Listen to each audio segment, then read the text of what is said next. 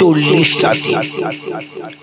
আর এই 40টা দিনের মধ্যে আজকে একটা দিন চলে গেল, রইল আর 39টা দিন। আবার একটা দিন চলে যাবার পরে হয়ে দাঁড়ায় তখন 38 দিন, 37 দিন, 36, 35, 34, 33, 32, 31, 30, 29, 28 এইভাবে কমতে কমতে কমতে কমতে 40টা দিন যখন পার হয়ে যায় তখন আমি বলে, আল্লাহর বান্দা, আল্লাহর বান্দি রে, আপনার 40 দিন হায়াতের জিন্দেগি শেষ। 41 দিনের মাথায় আমি ওই ব্যক্তির জানটা, রূহটা, আত্মাটা কবজ করে দিই। হুজুর, আল্লাহ যে বান্দার কপালটা ভালো, ওই ব্যক্তি পরিবর্তন হয়ে যায়, আল্লাহর কাছে তওবা তিল্লা করে আল্লাহর ইবাদতের মধ্যে মশগুল হয়ে যায়।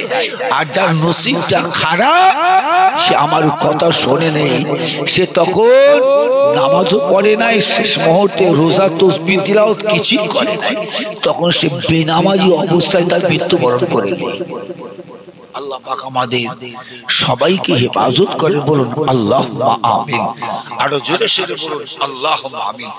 আমার ঈমানদার আল্লাহওয়ালা ভাইরা, আমার বাবাজিরা, আমার মুরব্বিয়ানেরা, আমার জওয়ান যুবকেরা, আমার মায়েরা, বোনেরা, মনে রাখবেন মৃত্যুবরণ করার পরে আমার আল্লাহ রাব্বুল আলামিন আমাদের সকলকে টেনে রোজা মাহশার ময়দান, মিজান দাঁড়িপাল্লা কাঠ করার সামনে আল্লাহ আপনাকে আমাকে প্রত্যেককে আমার আল্লাহ তুলবেন, দাঁড় করাবেন। এর মধ্যে কোনো সন্দেহ নাই, যেহেতু আমরা সকলে এর উপরেই ঈমান এনেছি।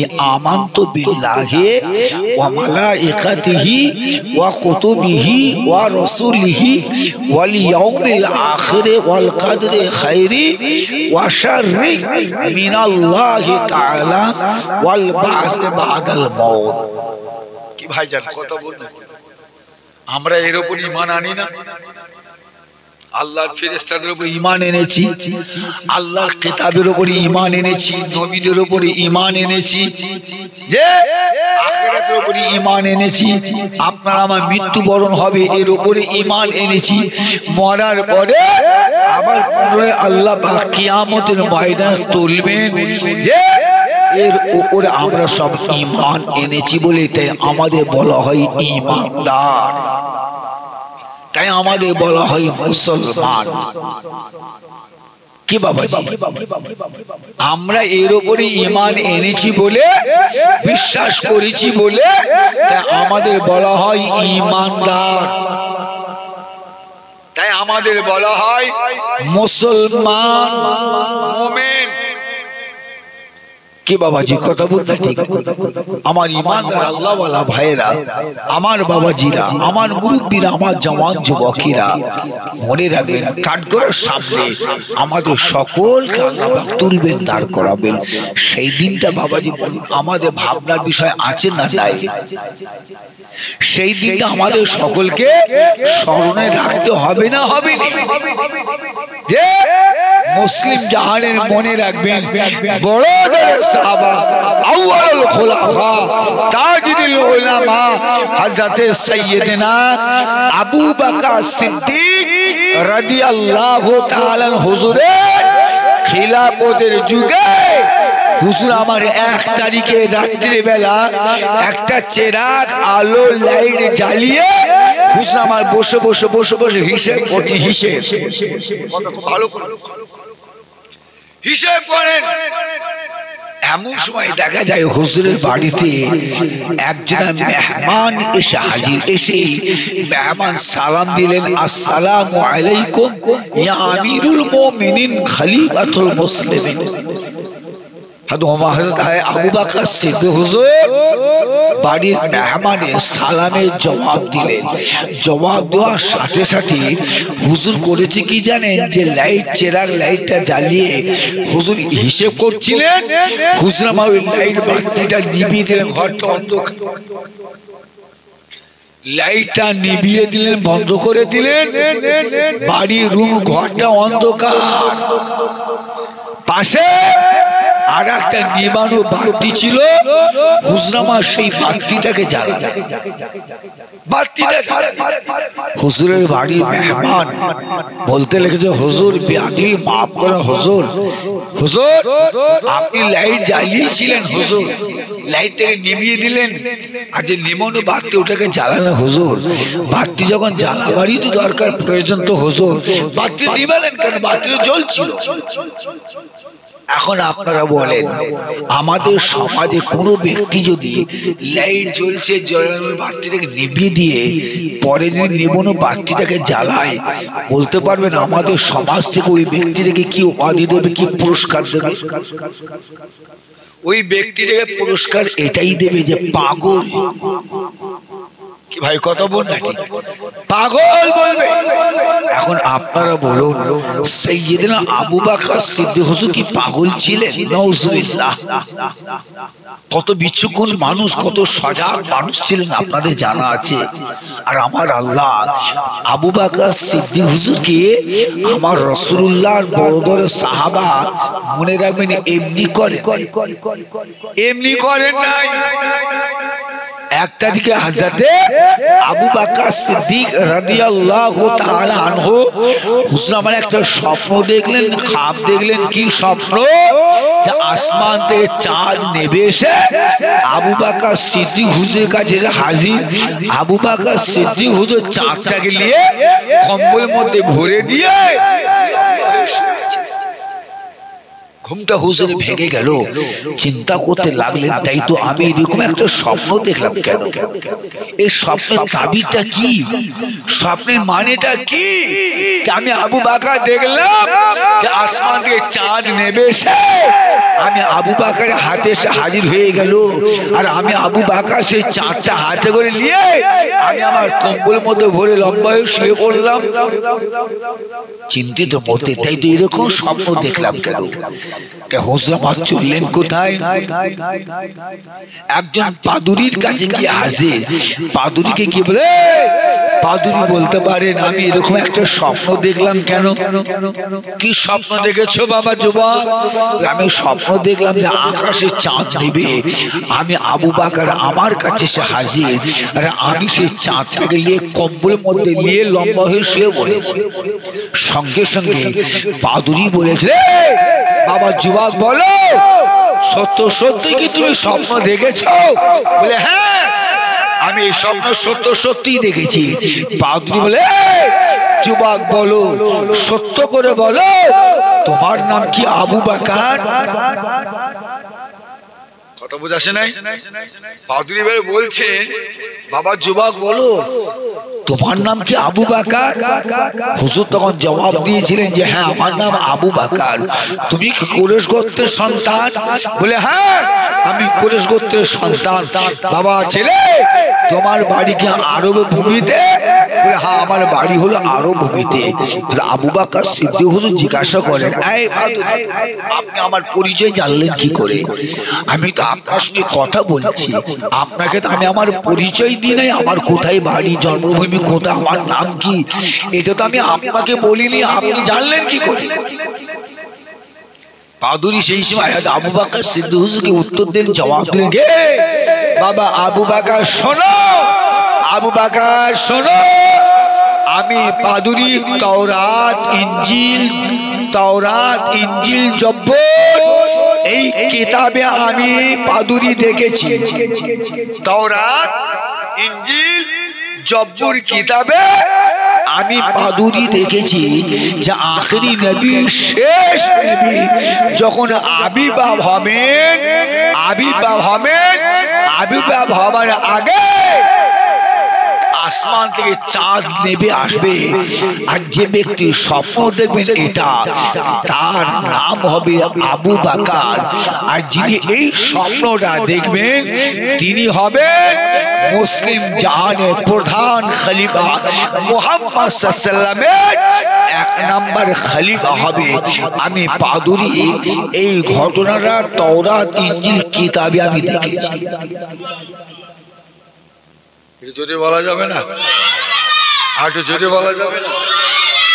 আপনাদের অসুবিধা হচ্ছে না তো?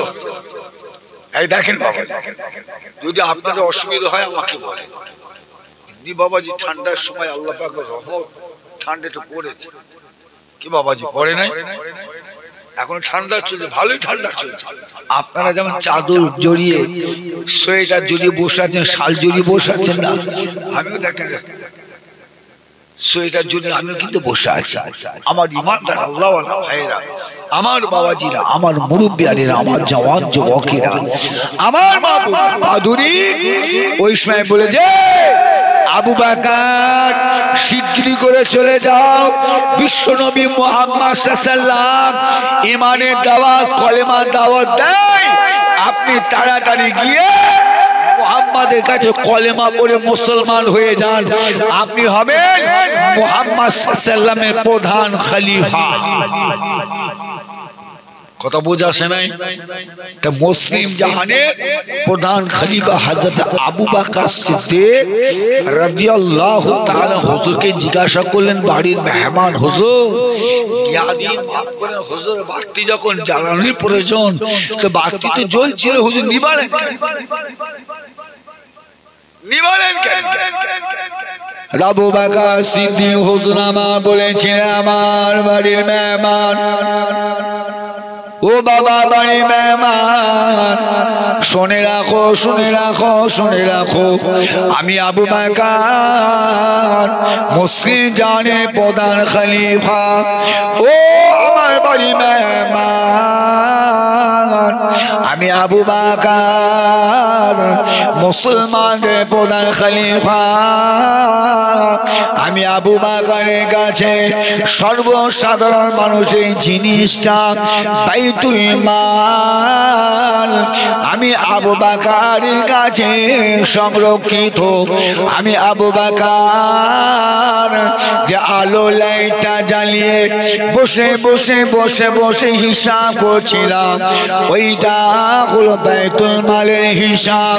ও আমার বাড়ি মেহমান, আর আমি যে চেরাগ লাইট আলো জ্বালিয়ে বসে বসে আপনি হিসাব করছিলাম, ওই তেলটা, ওই লাইটের তেলটা হলো বাইতুল মালের। আমি আবু বকর বাইতুল মালের লাইটটা নিভিয়ে দিয়ে পরে যে লাইট আলোটা জ্বালালাম, ওটা হলো আমি আবু বকর, আমার ওরে আমার বাড়ি মেহমান, আমি আবু বকর বাইতুল মালের মাল নিয়ে, সর্বসাধারণ মানুষের মাল নিয়ে, জিনিস নিয়ে আমি আবু বকর আমার নিজের পার্সোনাল কাজে ব্যবহার করতে পারি না, তাই আমি আবু বকর এই লাইট অফ করে দিয়ে ওই লাইট আমি জ্বালালাম। ওরে আমার বাড়ি মেহমান, তাই আমাদের দিন মাশার ময়দানে বিচার দিনে আমার আল্লাহ, আমি আবু বকরকে যখন বিচার দিলে কাঠ গড়ার সামনে আল্লাহ দান করাবেন, আল্লাহ পাক আমি আবু বকরকে, আল্লাহ নবী আমি আবু বকরকে জিজ্ঞাসা করে যদি বসেন, ওরে আমার আবু বকর তুমি নাকি মুসলমানদের প্রধান খলিফা। কত বুঝ আসে নাই? আবু বকর আপনি হলেন মুসলমানদের প্রধান খলিফা। আবু বকর শুনে রাখো, আবু বকর তুমি হলে আমি রাসূলুল্লাহ গুহার বন্ধু। ওরে আমার আবু বকর আপনি হলেন আমি রাসূলুল্লাহ বাল্যকালের বন্ধু। এ আমার আবু বকর তুমি বাইতুল মালের মাল নিয়ে, দেশের প্রজাদের মাল নিয়ে নিজের পার্সোনাল কাজে ব্যবহার করেছো। ওরে আমার বাড়ি মেহমান, আল্লাহর নবী যদি আমাকে জিজ্ঞাসা করে বসেন, আমি আবু বকর কোন মুখ নিয়ে আল্লাহর নবীর সামনে দাঁড়াবো? তাই আমি আবু বকর আপনি আসার সাথে সাথে সর্বসাধারণ মানুষের জিনিসের তেল বাতিটা আমি আবু বকর নিভিয়ে দিলাম।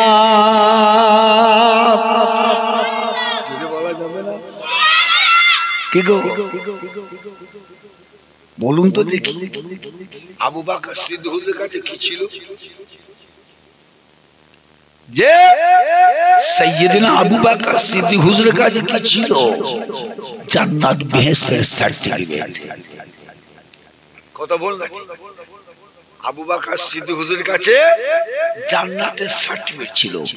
আখিরাত পরকালে কোনো চিন্তা থাকার কথা বলে জানা কি আল্লাহ দুনিয়াতে বেহেশতে আপনার জান্নাতে সুসংবাদ দিয়েছে হায়াত অবস্থায়, বেঁচে থাকা অবস্থায় জান্নাতের সংবাদ দিয়ে দিয়েছে আবু বকর জান্নাতি। তাহলে সে আবু বকর সিদ্দিক হুজুর আখিরাতে আর কোনো চিন্তা থাকার কথা, তারপরেও দেখেন, তারপরও আখিরাতকে কিভাবে ভয় করেছেন, কিভাবে মেনে চলেছেন, কিভাবে দুনিয়াদারি করেছেন। এখন বলুন বাবাজি ভাইজানেরা, এরকম মানুষ গোটা পৃথিবী খুঁজলে বাবাজি পাওয়া যাবে? পাওয়া যাবে না এরকম মানুষ? যে এরকম মানুষ গোটা পৃথিবী খুঁজলে পাওয়া যাবে না। আর পৃথিবীটা বাদই দিয়ে আমাদের গোটা ভারত, আমাদের গোটা ভারতবর্ষের জমিনে এরকম একটা মানুষ পাওয়া যাবে না। কথা বলে না কেন? এরকম একটা ভারতে কেন গোটা পৃথিবীটাকে তন্ন তন্ন যদি করে ফেলা হয়, মনে রাখবেন এরকম বিচক্ষণ মানুষ, সজাগ সতর্ক মানুষ একটাও পাওয়া যাবে না। কথা বল না ঠিক? যে মুসলিম জাহানের দ্বিতীয় খলিফার নাম হলো হযরত সৈয়দনা ওমর ফারুক রাদিয়াল্লাহু তাআলা।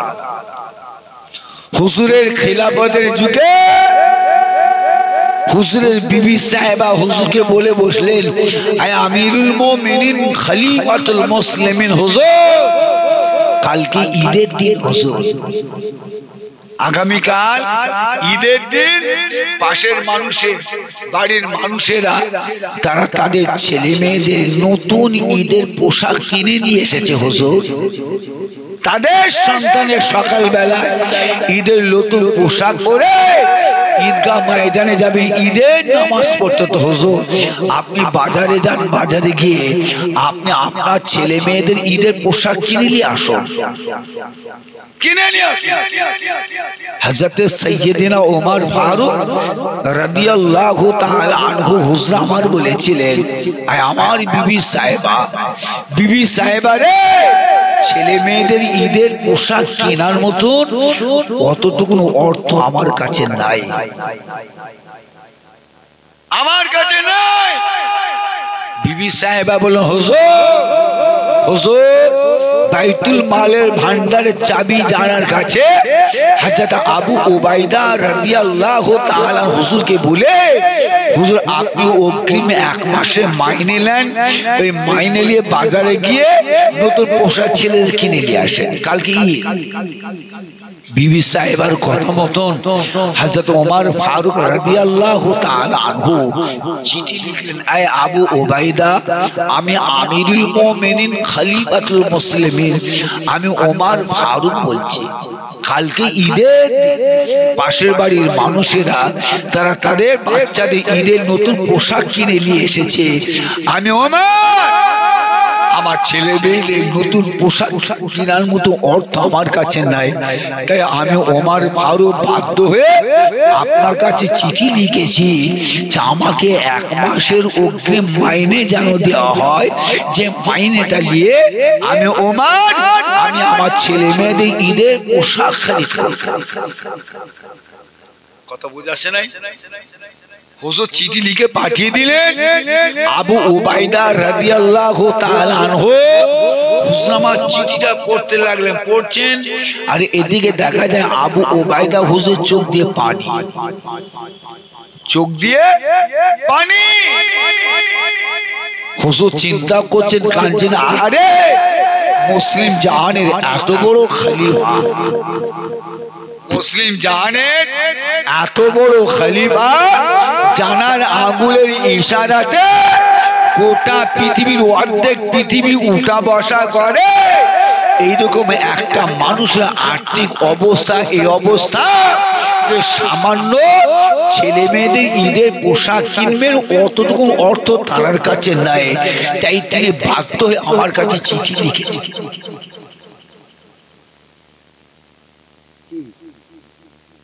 কথা কিছু বুঝতে পারছি? এই বাপেরা কথা বলে না, কথা ধরতে পারছি কি বুঝাতে যাচ্ছি? আপনারা মেহরবানি করে আমাকে যেন ভুল বুঝে যাবেন নাই, খবরদার ভুল বুঝে যাবেন না। আপনি কোন জায়গায় আছেন আপনি নিজেও জানেন, জানেন আপনি আমি কতটা সঠিক জায়গায় দাঁড়িয়ে আছি বলুন? আপনি কি জানতে পেরেছেন? আমি কি জানতে পেরেছি আমি ভুল না ঠিক আছি? এইটা সংশোধন করার জন্য আপনি আছেন। আপনি বুঝতে পারবেন বাইরে থেকে যে আমি ভুল জায়গায় আছি না ঠিক জায়গায় আছি। আমি ভুল জায়গায় দাঁড়িয়েও, আমি ভুল জায়গায় থাকলেও আমি মনে করবো কিন্তু ওটা আমি ঠিকই আছি, কিন্তু না, ওটা আসলে ভুল, ওটা আমি ঠিক বুঝতে পারছি, ধরতে পারছি না। তাই আমাকে সংশোধন করে দেওয়ার জন্য পাশে একটা মানুষ সে যদি আমার দিকে দৃষ্টি করে তাহলে সে কিন্তু বলে দেবে আমি ভুল না ঠিক। কি ভাই কত ভুল না ঠিক? ঠিক মনে রাখবেন আমাদের প্রত্যেকের একই অবস্থা, আমাদের প্রত্যেকের একই অবস্থা, একই জায়গায় আমরা দাঁড়িয়ে আছি। আপনি মনে করছেন ঠিক, আমিও মনে করছি ঠিক, কিন্তু না না, তা আপনি কতটা ঠিক জায়গায় আছেন আর কতটা ভুল জায়গায় আছেন আমি যে আলোচনাটা করছি এই আলোচনাতে আপনি অনুভব করতে পারবেন যে আপনি ঠিক কতটা আর বেঠিক কতটা, আমি ঠিক কতটা বেঠিক কতটা। আলোচনা করলে আপনারাও যেমন বুঝতে পারবেন আমিও বুঝতে পারবো। কি ভাই যা বুঝতে পারবো না? আমার ইমানদার আল্লাহ ওয়ালা ভাইরা, আমার বাবা আবু উবাইদা রাদিয়াল্লাহু তাআলা আনহু ওমর ফারুক হুজুরের চিঠির পাল্টা জবাব উত্তর লিখলেন, হে আমিরুল মুমিনিন খলিফাতুল মুসলিমিন হুজুর, আমি উবাইদা আপনার চিঠি পড়ে আমি বুঝতে পেরেছি হুজুর ছেলে মেয়েদের ঈদের পোশাক কিনা হয়নি বলে তাই আপনি বাধ্য হয়ে আমার কাছে চিঠি লিখেছেন আমি যেন আপনাকে 1 মাসের মাইনে দিয়ে দিই। আমিরুল মুমিনিন খলিফাতুল মুসলিমিন হুজুর, আমি আবু উবাইদা আপনাকে 1 মাসের মাইনে দিতে পারি। আমি উবাইদা আপনাকে 1 মাসের মাইনে দিতে পারি, কিন্তু আপনাকে লাগবে, আমি উবাইদাকে দুটো কথা দেওয়া লাগবে, দুটো ওয়াদা দিতে হবে। এই দুটো কথা দিতে পারেন আমি আবু উবাইদা আপনাকে 1 মাসের মাইনে দিয়ে দেব, নচেত আমি আপনাকে মাইনে দেব না। হুজুর চিঠি ছেড়ে দিলেন, ওমর ফারুক হুজুর চিঠি ওমর ফারুক হুজুর চিঠি পড়ছেন আর হুজুরের চোখ দিয়ে টস টস টস টস করে পানি। ওমর ফারুক হুজুর আবু উবাইদা হুজুর কাছে চিঠি লিখলেন, আবু উবাইদা হুজুর চিঠি পড়ছেন আর কাঁদছেন, আর আবু উবাইদা হুজুর ওমর ফারুক হুজুর কাছে চিঠি লিখলেন, ওমর ফারুক হুজুর চিঠি পড়ছেন আর ঝরঝর করে কাঁদছেন। সাহাবা হুজুররা বলা বলি করে, দেখেছো দেখেছো মুসলিম জাহানে এত বড় জলিলুল কদর সাহাবা, জলিলুল কদর সাহাবা আবু উবাইদার কাছে চিঠি লিখলেন, ছেলেদের কাপড় কিনবেন বলে 1 মাসের মাইনে চাইলেন, আবু উবাইদা বলে দিলে দেব না, তাই হুজুর কাঁদছে, তাই হুজুর কাঁদছে, মাইনে দেবে না বলেছে। এত বড় জলিলুল কদর সাহাবা, জানার আঙ্গুলের ইশারায় গোটা পৃথিবীর অর্ধেক পৃথিবী উঠা বসা করে সেই ব্যক্তিকে বলে কিনা মাইনে দেব না। সঙ্গে সঙ্গে ওমর ফারুক হুজুর বলে, আমার রাসূলুল্লাহর সাহাবাগণেরা শোনো শোনো, আবু উবাইদা আমি ওমর ফারুককে মাইনে দেবে না বলেছে বলে এর জন্য আমি ওমর কাঁদিনা কাঁদিনা কাঁদিনা, আমাকে মাইনে দেবে না বলেছে বলে আমি এর জন্য কাঁদি না, আমি কাঁদছি এই জন্যই যে আল্লাহ পাক আমি ওমরের খিলাফতের যুগে এমন একটা আমানতগার মানুষ আল্লাহ আমাকে বললেন কথা কি বললেন? এমন একটা মানুষ আল্লাহ আমি ওমর ফারুকের খিলাফতের যুগে আমানতগার মানুষ আল্লাহ বিলিয়েছেন। আমি ওমর বলছি এরকম মানুষ যদি আল্লাহর জমিনে থাকে গোটা পৃথিবীর মুসলমানদের কোনো অসুবিধা হবে না। জোরে বলুন সুবহানাল্লাহ। এই কথা বলে দেখেন আছে। আমি যদি বলি বাবাজি তাহলে আপনার হয়তো আমাকে খারাপ ভেবে ফেলবে। আমি যতই জ্ঞানের কথা বলি না কেন, যত মূল্যবান কথা আলোচনা করি না কেন, আপনার আমাকে খারাপ ভাববেন কি ভাই? কথা বল না ঠিক, কথা বল না ঠিক। আজকে কিন্তু মনে রাখবেন আমাদের সমাজে এইটাই কিন্তু অভাব। আজকে আমাদের সমাজে আমানত ব্যক্তি যদি থাকতো তাহলে আজকে আমরা মুসলমান আমাদের এই দুর্গতি এই অবস্থাটা হতো না। এটা কোন অবস্থা দিয়ে হতো না। একটা ভাই আর একটা ভাইয়ের কাছে কিছু মাল সামান রাখবে, রাখার পরও সাতবার তাকে পিছন থেকে তাকাতে হয়, তাই তো রে বাবু, তাই তো রে বাবু, তাই তো রে বাবু। কত বলেন কেন? আর যখন আপনার প্রয়োজন হলো চাইতে গেলেন ভাই আমার জিনিসটা দেন, কি সেদিন রেখেছিলাম, কি বলছো? রেখেছিলাম, কি রেখেছিল? ওই এত টাকা রেখেছিলাম, এত সোনা রেখেছিলাম, দলিল রেখেছিলাম, এই রেখেছিলাম, ওই কি বলছো, কি বলছো? সম্পূর্ণ উল্টো। কই ভাই কথা বল না ঠিক। এই আমাদের সমাজ, এখন আমাদের সমাজ হলো এখন বর্তমানে এটাই যে আমার ইমানদার আল্লাহওয়ালা ভাইরা ওমর ফারুক হুজুর কি চিন্তা করে কাঁদছেন, আরে আমি মুসলিম জাহানের খলিফা হওয়ার পরেও, আমি মুসলিম জাহানের খলিফা হওয়ার পরেও আমি ওমরকে আল্লাহ পাক জান্নাতের সার্টিফিকেট দিয়েছেন। আমি ওমর একটা জান্নাতের সার্টিফিকেট প্রাপ্ত ব্যক্তি। আমাকেও আবু উবাইদা দেবে না বলেছে বলে আমি এর জন্য কাঁদি নাই। জানার কাছে আমি ওমর চিঠি লিখেছি, জানাকেও আল্লাহ পাক জান্নাতের সার্টিফিকেট দিয়েছেন। ইনিও জান্নাতের সার্টিফিকেট প্রাপ্ত ব্যক্তি, আর উনিও মনে রাখবেন জান্নাতের সার্টিফিকেট প্রাপ্ত ব্যক্তি। দুজন দুদিক দিয়ে মনে রাখবেন, একেবারে কাটাই কাটাই অটল, একেবারে অটল। ইনি চিন্তা করছেন আমি খলিফা, আমাকে দিল না বলে তার জন্য আমি কাঁদি নাই। আর উনি চিন্তা করছেন কি যে আমি দিতে পারি, কথা দুটো দিতে হবে। এই দুটো কথা যদি দিতে পারেন আমি ওবাইদা আপনাকে 1 মাসে মাইনে দিয়ে দেব। এই দুটো কথার মধ্যে একটা কথা ছিল আমিনুল মুমিনিন হুজুর, আপনি যে আমার কাছ থেকে 1 মাসে মাইনে চাইছেন আমি আপনাকে দেব, এই কথাটা আপনি দেন। এই 1 মাস আপনি আল্লাহর জমিনে জীবিত থাকবেন কিনা আগে বলেন। কথা বুঝে আসে নাই? কথা বুঝতে আমি আপনাকে মাইনে দিতে পারি, কথা দিতে হবে যে আপনি 1 মাস দুনিয়ায় জীবিত থাকবেন কিনা। এই কথাটা যদি দিতে পারেন তাহলে আপনাকে 1 মাসের মাইনে দিয়ে দেবো, নচেত কিন্তু দেব না। কারণ হলো এটাই, সামান্য যার অর্থ নাই বাচ্চাদের কাপড় কেনার মতো অর্থ যার কাছে নাই, না জানি আল্লাহ পাক আপনার যখন মওত দিয়ে দেন, আপনি কি জানেন? আপনি কি জানেন যে আপনি 1 মাস জীবিত থাকবেন? গ্যারান্টি দেওয়া লাগবে যে থাকবেন, বেঁচে থাকবে, এর গ্যারান্টি দিতে হবে। কিন্তু কেউ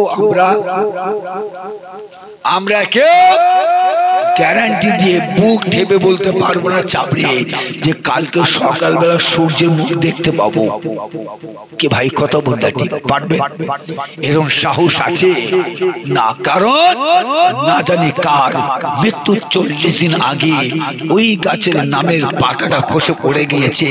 তার মধ্যে আমরা এখানে বসে আছি, কার নামের পাতা পড়ে গিয়েছে আমরা কেউ জানি না, কেউ আমরা জানি না। আমার কথা আলোচনা বুঝতে পারছেন তো? অসুবিধা হলে আপনারা আমাকে বলবেন, আমি আগে বলেছি আলোচনা বোঝার অসুবিধা হলে আমাকে বলবেন। ওরে আল্লাহ, 12টা বেজে গেল তো, হয়ে গেল, যা কথা বলতে বলতেই 12টা।